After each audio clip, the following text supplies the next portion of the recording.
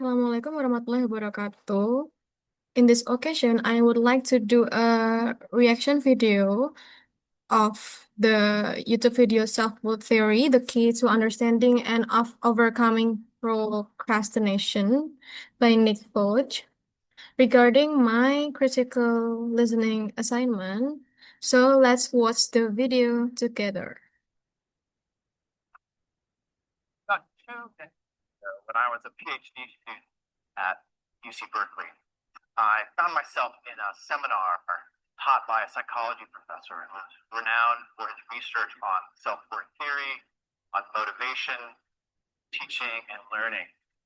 I had no business being there. That had nothing to do with my research interests, but I found it had everything to do with my academic life. What I learned in that seminar and in the myriad of discussions over the last 2 decades with Marty has been a real gift to me. Changed my understanding of the human condition. Made me think back to those 20 years before that in school where I mastered the craft and art of procrastination. The mind games, the rationalizations, the justifications. Anybody know about these? Yes. Oh, some experts in the room.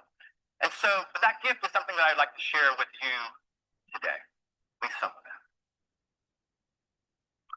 This quote captures a certain perspective, a way of thinking about procrastination, lots of ways to approach it. We can think of it as a bad habit, for instance, but I want to ask you to consider more deeply, to introspect, look inside, and look for the deep motivational roots of procrastination so that we can overcome that and flourish and truly thrive in our lives and in our work as teachers and as learners.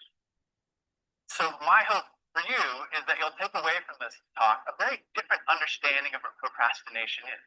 This is important. It's not just how we think about it in terms of conceptual frameworks and theories, which I'm going to teach you, but also to understand it in a different ethical or moral sense. I want you to think that procrastination isn't shameful. It's not a sign of weakness. It's not a flaw. It's actually pretty predictable. It's something we can really expect if we understand the dynamics of motivation and the circumstances under which it arises. It's not surprising that we see procrastination a lot at Princeton, because you can't spell procrastination without P-R-I-N-C-T-O-N. Anybody noticed that before? So what is it about a circumstance, a place like Princeton or colleges in similar circumstances that leads to procrastination? Well, one is that we're highly selective. And all schools evaluate us. So it's an evaluative environment, right? It's competitive. We're often competing with one another. Often there's limited rewards and recognition. More people want A's than can reasonably expect to get them.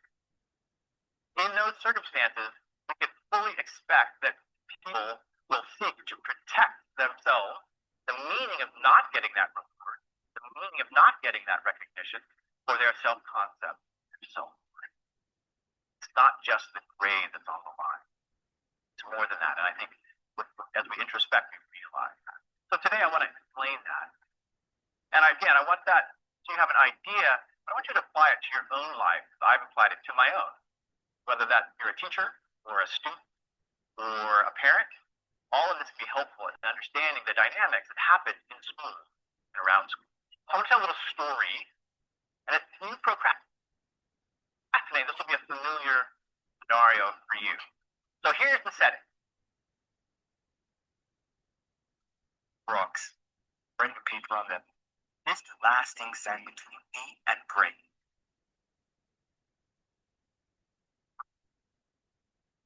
So, why people procrastinate even when they care about the task? So, according to the speaker, people procrastinate not because they don't care, but because the task means so much to them. When something is important, the fear of not doing well becomes stronger, and procrastination acts like a temporary escape. So it's not laziness, it's about emotional protection. It's more like to emotional protection. 11 o'clock, you're in your dorm room, and and you have a paper due in a day or so. And so, kind of long, busy day, maybe not too productive. You sit down at your desk, you open up your laptop to get started to tackle this paper, and then you think, I'm going to check my email just for a minute. Get that out of the way. Well, 45 minutes later, you've checked a lot of email. Done a really good job of that. But now you realize, you know what, I'm pretty tired. I'm exhausted, as a matter of fact. Tired, exhausted, not conducive to writing a good paper. What do I need? I need to go to sleep. Yeah, that's what I'll go to sleep. Rested, wake up tomorrow refreshed, tackle that paper, ready to go. So what do? I set my alarm. I feel kind of bad if I overcompensate. I said especially early, right? To make up. I'm thinking right now, how did you know? Do you have a camera in my dorm room? Stories about me. That's how I know. And so I wake up extra early, or I shouldn't say I wake up extra early. The alarm goes off extra early. I hit the snooze, and while I'm laying there, I think, the whole point was to be refreshed, and I'm not. I'm tired. I not only like to snooze again, I turn off the alarm. I need some sleep. If I'm going to be productive, I need my rest. So time passes. I wake up an hour before my first class, and I think, you know what, that's not quite enough time to get started on this paper. What can you get done in an hour? So what I start to do, I think to myself, I have that thing I got to do. It's really important. I need to do it now. And I really just need something to cross off on my to-do list so I can feel that satisfaction. Sound familiar? So I knocked that off my list just in time to get to class. I have a full day, maybe a little longer lunch than I should have. That conversation in the hallway goes a little bit longer, and I find myself back in the same spot at the same time. It's 11 o'clock, and I haven't done anything to my paper. So now, not only have I not made progress, I'm behind, and I feel pretty bad about myself. But nonetheless, I know what I have to do, and make that sprint into the wee hours of the night to finish this paper. And at some point, I just say to myself, you know what? I just gotta get this. And if I don't, that's bad. Humiliation of not is worse than not writing the best paper my professor has ever read. So what leads to these dynamics? We can look at the surface level, but I want to look more deeply what's going on underneath.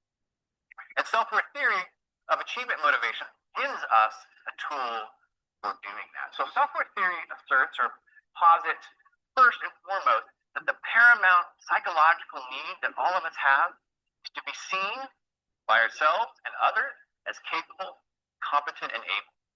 So in a school environment, that means we need to be thought of as smart. Good at math, that's our identity. As the excellent writer, bound for science. We're a valedictorian, we come to expect that. So self-worth theory says we need to be seen as capable and able and competent. That's what we need. And because it's the primary paramount need, we'll actually sacrifice or trade off other needs to realize or achieve or meet that. And that's where procrastination comes. So here's a way of thinking about it. It kind of captures some of the dynamics. It's kind of a simple model. Now, first I want to say that this is a model of people's beliefs about performance and ability, self-worth, achievement. I'm not saying that this is how we should be. I'm saying that this is what we've discovered through research. Basically, we have this kind of simple model in our head that my performance is determined my ability for the most part. Effort has a role in it, but ability, my innate capability and skill and knowledge, not knowledge, my innate skill at doing something, largely unchanging, that's what determines my achievement level, my success. And those achievements, those successes or not, determine my sense of self-worth, how I think about myself. So in a sense then, these things become equated with one another. So people who are particularly fearful of failure, people who procrastinate a lot, myself in that category, have a kind of simplistic equation in their mind. Their performance is equal or equivalent to their ability, which is equal or equivalent to their worth, their self-worth as a person, a human being. So we go from a grade on a test to ourselves in the world, love, care about, our teachers, our friends, those guys. So with that understanding, we can see how procrastination isn't just a matter of a habit. I don't like this activity or this assignment. I never did like physics, even though I'm a physics major. Actually, that's probably not the case. Often people procrastinate about things that they love. They're fascinated by physics. But when it's 11 o'clock at night and the piece has to do at midnight, you're not loving that. You're just trying to get it done. So it's important to understand a couple things about procrastination in this simple model. One of them is that we can't simply forego the opportunity to achieve. And then, what does the self-worth theory explain about the connection between performance, ability, and self-worth? So self-worth theory says that many students believe that performance will lead to show ability, will lead them to be able to show their ability, and then they can determine their own self-worth. So that means if they perform badly, they think their ability is low, and that means they are less worthy. So this belief makes school tasks feel very high stakes and stressful, and it's a major cause of the procrastination. You can't just pick easy tasks. Say, well, I achieved. That's great. I feel good. So what this model shows is a key insight from self-worth theory. We used to think in psychology that if you really wanted to achieve, say, for success, then you would not automatically really want to avoid failure. But in fact, that's not the case. It's not one dimension, one spectrum. There are actually two. You can approach a task, really want to do a task, and at the same time, really not want to do a task. You can want to succeed on it, and you can also really fear failing on such a task. So these are actually two different dimensions. And many people at Princeton, at Berkeley, before that, where I used to work and where a lot of this research is done, actually are high on both dimensions. We really want to achieve. Very important to us. We're driven. You've heard that word used to describe you. But we're also fearful of failure, what it means. So we have two sources of motivation. So in fact, procrastination in many cases, the cause of that is we're over-motivated. We're overly striving both away and towards something. That's what we've learned, that procrastinators are actually not less motivated than the average person, although that's what they say, or I'm lazy, or I don't have time management. Those are really not typically the causes. What it is a feeling of stuckness. Two countervailing forces. We are driven towards success on the one hand, but we are strongly and powerfully motivated to avoid failure on the other. And we feel this stuckness, these countervailing forces. Many people describe procrastination as being stuck or against a wall, an obstacle they can't get over. Does that sound right to you? The phenomenon of it. What does it feel like? We are often agitated. We can't sleep. We can't work. Right? So we have these countervailing forces. We're unable to move forward until some moment where we have this insight. We say, if I don't start now, I won't get this done. And the fear of not getting it done, I see the nod, exceeds the fear of doing less than perfectly, or to an exceptional standard, or to as good as I did it last time. Because those of us who are perfectionists, procrastinate, we've often excelled at high levels in the past. We begin to internalize those standards and feel that we must meet them each time. It's important then that we come to think about procrastination in different terms. So self-worth theory looks at procrastination with just a different lens. And then how fear of failure and perfectionism contributes to procrastination. So the speaker just explained that Procrastinators are often overmotivated, not undermotivated. So they really want to succeed, but they also deeply fear to fail, or they deeply fear about failing. And the perfectionists especially feel this tension, such as I want to do this perfectly, but what if it's not good enough? So this emotional conflict makes them stuck, and they are not able to start.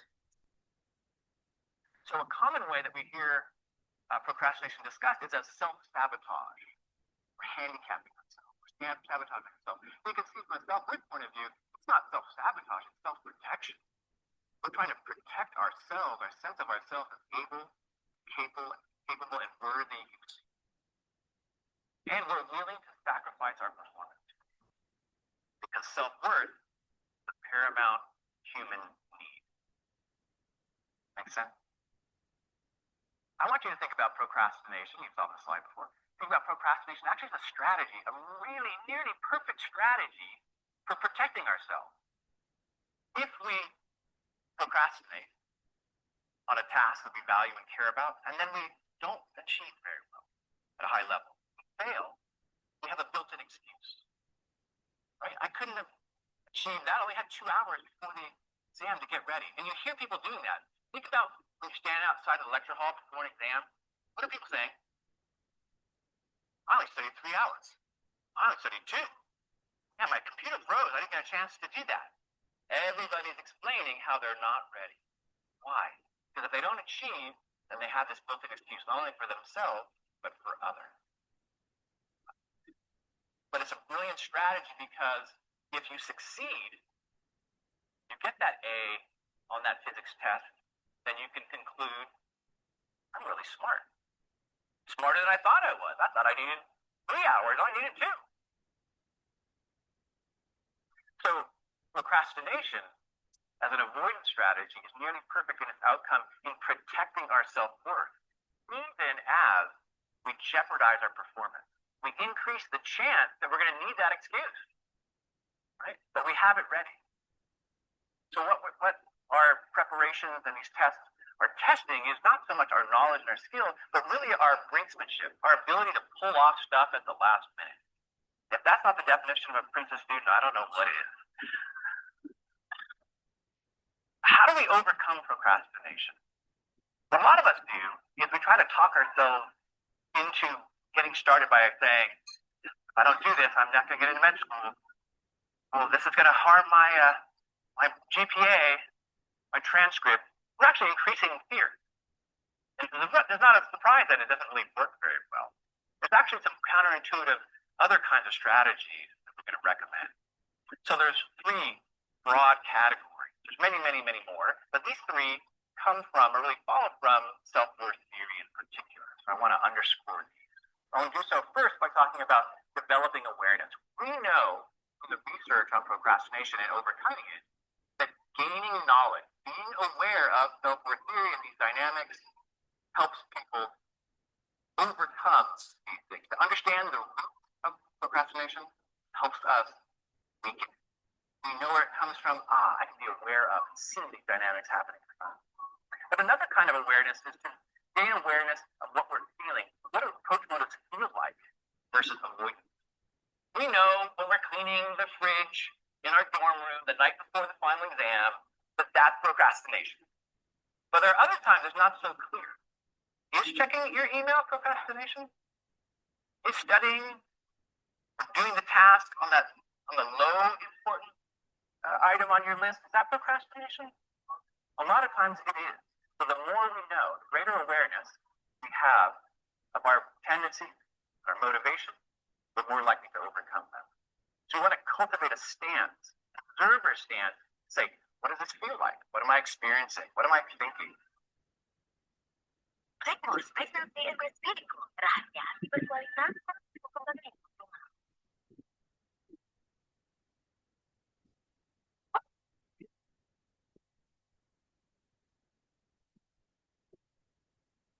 Then actively choose what to feel and what we're motivated by. Some extra strategies helps how to do that. The first one is to learn how to tip the balance away from avoidance motivation toward approach motivation. So a lot of people think, I'm not motivated to do this. Often that's not the case. It's simply that their fears dominate or overwhelm their approach motive. There's a reason you signed up for that class. There's ideas you want to take away from. There's skills you want to learn. There are benefits beyond school of doing well on this thing. But we're not thinking of that. They're not in our mind, and so they don't affect us. Motivation can only operate on us if we're thinking of it, or feeling it. That's the nature of motivation. So how can we bring them back into our consciousness? How can we tip the balance toward approach motives? We can stack them up. We can think of all the reasons why I want to do this task. That's not to pretend there aren't reasons not to. It's simply to those become to predominate over these reasons I might avoid. So what are some ways of doing that? I'm going to show you an example of my own. You can see that. That's a TEDx. This is my motivational to-do list. Because believe it or not, I was scared when I was getting ready for this talk. I was anxious. Am I going to blow it? Would it look bad? So what did I do? I started writing down the things I wanted to keep in my mind. First, I wanted to think about this as an opportunity and as a way to experiment. So I wasn't thinking, hey, this should be perfect. It's an experiment. I'm going to try it out. It's a different kind of way of talking. It lowers the expectations and it lowers the stakes. Another thought was, you know what? Maybe I can see this as not about me, but as a service to the Princeton community. I'm helping people. For me, my motivational profile, that motivates me. Takes the pressure off me. I want to be helpful. The third idea that was really important to me was tap into a deep, abiding, enduring motivation was, how does this fit with my mission? So I see my purpose in life, my mission in my work is to reduce suffering, specifically of students, so that they can be more engaged in their academic work, in their lives, and to thrive and flourish. And in fact, that's a reminder that I have on my phone. Every day I see it. Suffering. Another idea was to make it small, so it feels manageable. One thing, it felt too big. Now this may be familiar, right? We say, slice it up into pieces, but make it small to make it feel manageable. So I started to do that, and one way I did that was, instead of writing out the whole script, I can make a very simple outline. That gives me a sense of it. So those are some techniques that help me overcome, not entirely, I'm still pretty nervous right now, but to get moving, to get started, to make progress, and to enjoy it so much more. And then the speaker just shared the strategies to suggest to overcome the procrastination. The speaker shared three main strategies. The first strategy is developing awareness.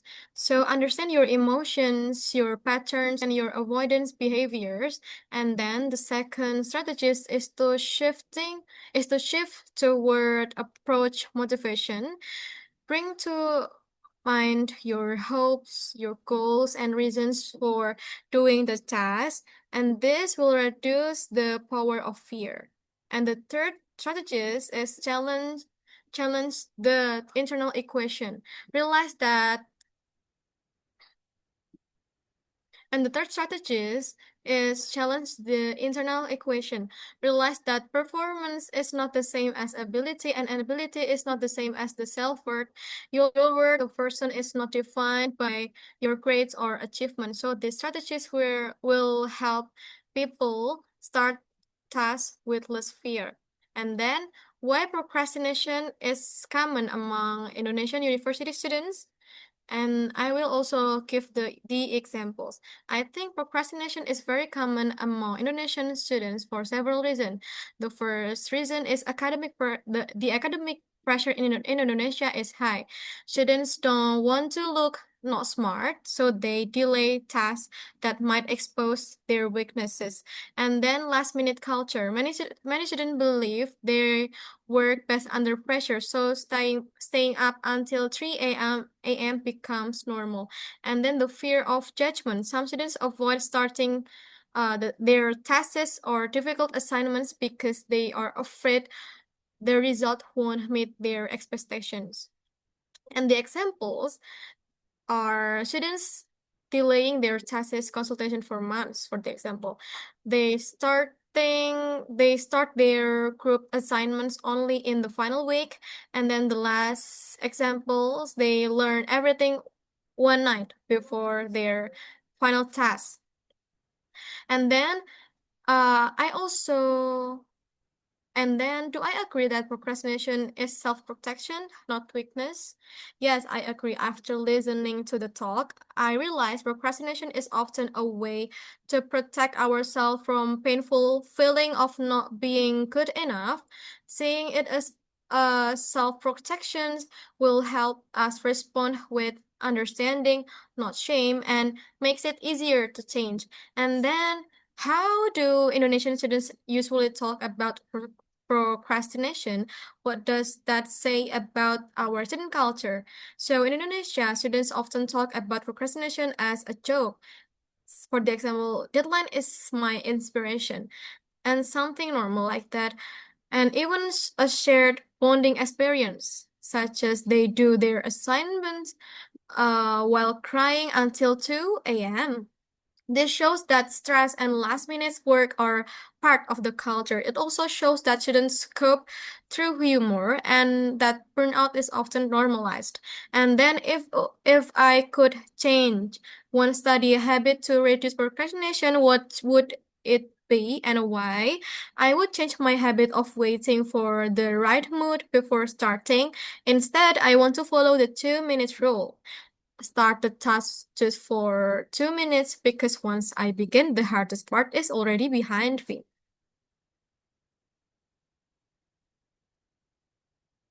The last way we can tackle procrastination is by really challenging this equation that we carry around in our head as flawed. Right? But more importantly, is your ability is not equivalent to your. He said, may your choices reflect your hopes and not your fears. This is absolutely approach avoidance motivation theory, right there. Can we be motivated by those things we aspire to? And then what does may your choices reflect your hopes, not your fears mean to me? To me, the quote means I should make decisions based on the future I want, not the failures I'm afraid of. And as a learner, it reminds me to study because I want to grow, not just because I'm scared of bad grades. It encourages me to choose to hope, courage, and progress over fear. So that's all for my reaction video. Thank you for listening.